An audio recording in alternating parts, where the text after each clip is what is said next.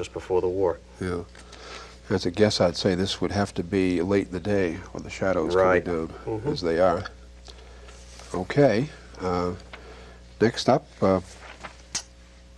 we have a double header, Harold. What's that all about? Well, this is something that I was fortunate to have my camera out the end of the street, and I saw this double header coming, so I said, I've got to snap that. As you can see, the thing was going at a pretty good clip, so the front Pacific locomotive was a little bit on the blurry side. The second Pacific, which was probably only deadheading, because I didn't see that it was that long a train that needed two locomotives.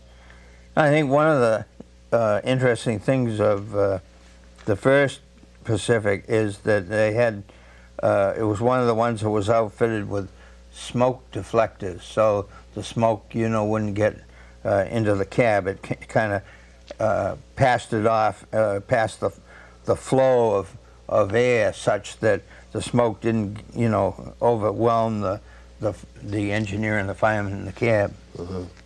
Now these engines each required two people, an engineer and a fireman. Oh, definitely, yeah. What, Rich, would be the reason for lining one up in front of the other here? Well, I think basically you've got the second locomotive is being transferred from one terminal to another, and they've just hooked it on behind the other engine here, and it's just being either towed with minimal steam, or it's working just enough to keep the steam running in it, but it's certainly not being used to haul the train. There's no need for two engines. Now, would there ever be a need for a double header engine like this? Oh, Yeah, sure, on a freight if you had a setup or heavy something? freight or even a heavy passenger train, Yeah. sure. And they were quite common in these days too? I think more mainline Yeah. than branch line. Yeah. Right. Yeah. Your regular passenger type trains would require just a single engine to do the work. Yeah. Oh, yeah. Yep. Yeah. Okay. And by the way, we did distinguish in the first program, but let's do it one more time, the difference between the engineer and the fireman, both of whom rode up front. What were their duties, Rich? Well, the engineer was the one that actually ran the locomotive, and the fireman was the one that kept the fire hot by either shoveling coal into the firebox or running an automatic stoker if the engine was larger and was so equipped with one.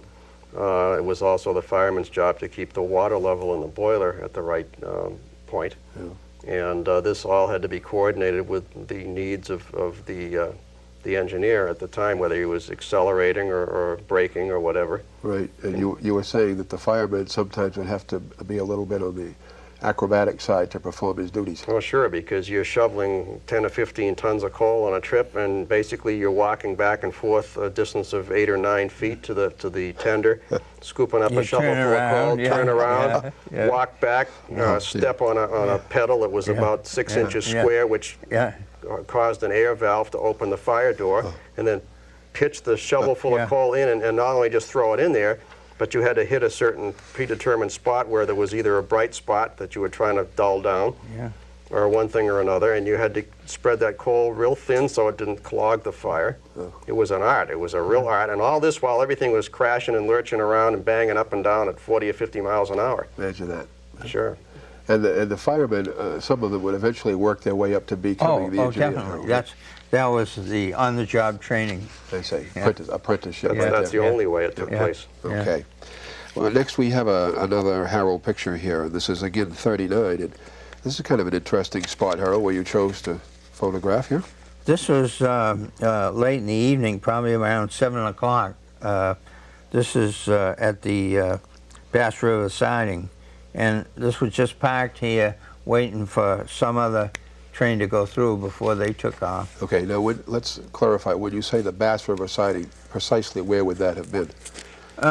It was between the United Shoe and the Beverly Station. Okay. Yeah. Right along the river. Where McPherson Drive is today. Yes. Okay. Yeah. All right. Nice picture there. Nice picture. Kind of a shadow one, but it's still... Okay, now, Harold, again, one of your the pictures, and here we have that Pine Tree Limited, Rich, which we were referring to a minute ago. This is one that was taken in the evening or late afternoon, and it didn't stop at Beverly, it just barreling right through. So I had to make the adjustment on the camera such that it was probably a 200th of a second shot, so I could stop it. And this is one of the larger locomotives that come through on the Pacifics.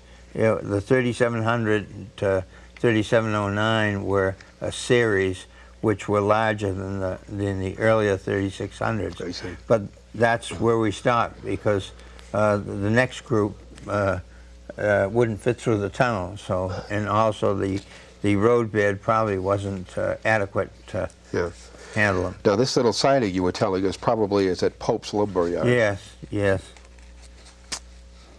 Okay. I'm sure there was a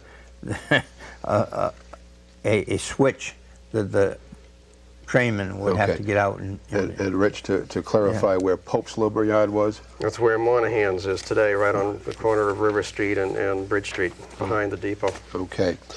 Okay, Harold, again, the little flyer that you brought to us this evening, just before our taping, the Yankee Standards, what do we have here? Well, I think one of the significant things relative to the Pine Tree Limited here, they have a schedule for the Pine Tree Limited on the back of this timetable, advertising some of their significant trains. Yep. They show the Minuteman, the Flying Yankee, and the Pine Tree Limited, and they give you times which it leaves Boston and when it gets to Portsmouth. So it does barrel right through. Now, Rich, were these times pretty much accurate? Oh yeah, they, you know, you could pretty much set your watch by these trains. You know, back then timekeeping was an honorable thing, and if you were late, woe betide whoever was at fault. Yeah. You know, because people expected the train to be on time, unless there was a blizzard or something that was obviously beyond someone's control. Yeah. You know, it wasn't just lackadaisical operation, it was right to the minute. Yeah. You'll find out that most conductors and engineers had these beautiful gold pocket watches. I was going to say. And believe me, they sink them in to the absolute time. And when one says 1 minute, the guy knows exactly what he's talking about. Worn proudly right on the vest, in the lower pocket. Down here. Yeah, chain. yeah, chain. I think the conductor displayed a nice gold chain. Okay. We have 1939 Beverly Depot, Harold. Yeah, this is one of the smaller Pacifics, 3668, and it's heading north. This is like the many Pacifics that barreled through Beverly Station. This one happened to stop at the time, and you can see the bell there. It looks like it's just about ready to get going again. Yep, sure does. Yeah. And I noticed what you just said, these very numerous shots that we've seen, the many different numbers, 3, 6, 6, 8, and they go on and on and on. There were 100 in that class. Yeah, it started at 3600 to 3699. And of course, at this point in time, 1939, there were not many of them that had been scrapped. The only ones that had been scrapped at that point were ones that had been in accidents that were too severely damaged to rebuild. And so you had perhaps a relative handful at that point that had been scrapped. But as the 1940s and 50s came, they went faster and faster and more of them until eventually there were only a handful left. Yeah. Like the Civil War veterans. Yeah, huh? yeah. That's right.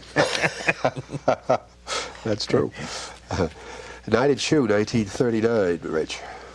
And this is another so-called shoe train. This was the train that would bring the shoe workers and take them home each day. And you can see part of the shoe building in the background over the tender. Sure kid. And this is number 1016, which was a 440 American Standard type, and was probably one of the regular engines that would take these shoe trains in and out of the property, because they tended to use relatively small power for that.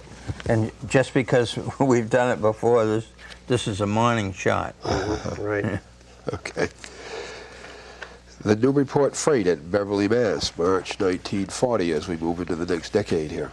Yeah, this is kind of interesting. You had to get up early to get this one because they rolled the Newburyport extras, and you can see the 2 white flags flying and going up the grade there, they really poured on the coal, and you could get some beautiful smoke shots. Just about as they pass through the Beverly Station, you can see the water tower in the background, and there's a building down there. It looks like it wasn't used now. You know, it's a relic. But this one had the plow on too. They hadn't taken the plow off, so chances are it did get up in up country where there still had snow. Yeah. And again, really moving right along here, it would seem. Oh yeah. Not wasting it. That's right. Oh, a moment. no stop. Yeah. It was, What about afraid. What about the pollutants now going into the air from these steam? Oh, it's always smelled good. I guess it isn't as bad as you think. What I was going to say, compared to today's version of the train, was it worse back then or today? About the same or what? Well, look worse. Obviously, you had a cloud of smoke which came from the coal, and that wasn't always the case. You didn't need to have a great, horrendous cloud of black smoke with a steam engine. The two didn't necessarily go hand in hand. Yeah. A locomotive could be fired relatively cleanly so that there wouldn't be a great cloud of smoke. But even in the smoke, a lot of that is externally combusted material that simply settles back onto the ground. Yeah. There's more particulate than there is gas there. Yeah. And so it's not quite as bad. It would probably be worse for somebody's laundry hanging on the line than it would be for the atmosphere. And like Harold says, if you're in love with them, it was just the sweetest smell. Oh, it was. Right? Oh, The combination of the soft coal yeah. and the steam, it was a wonderful a smell. true elixir. Okay. We have a April 6, 1940 Harold Boothroyd picture coming up. Is this the shifter? This is the shifter, yeah. 424. We got that early in the morning too, and it was heading towards Beverly Station, but it was doing some work in the USMC drop forge track. There were tracks that went into the drop forge. There were tracks that went into the USMC building, and there were probably little siding tracks there too. So it was juggling stuff back and forth. Which was its job? Yeah, It wasn't a main line. Yeah, a shifter is a shifter. You might also take note quickly before we move on that most of these shifters, you'll notice the tender, the back part slopes down. And that's done so that the engineer and fireman, when the engine is running backward, as it did probably half the time it was in use, had a much better view back, back over the tender than would have been the case had the tender been square. Okay. And the busy young Mr. Boothroyd, April 30th, 1940, Harold. Well, this is an afternoon shot of the United Shoe Machinery Corporation train waiting to pick up the passengers to head towards the Beverly Station. I looked this up in the Universal calendar, and it seems it was Tuesday about 5 p.m., April 30th, 1940 is when I snapped this thing. So I probably got out of school and decided it was such a beautiful day I'd go down and snap it. Right. Yeah. Worry about the homework later. Well, that'll come later. I think we're looking at Beckford Street in the background there, are we not? That's right. With the three-deckers that were built all around the shoe. Yeah. Okay. And also some of the, right in the shoe parking lot, you can see the automobiles. Yeah. It's always nice to see those old vintage cars in the background, isn't it, Richard? Yeah, it is indeed. Mr. Frank Blaisdell was the fireman here, Harold.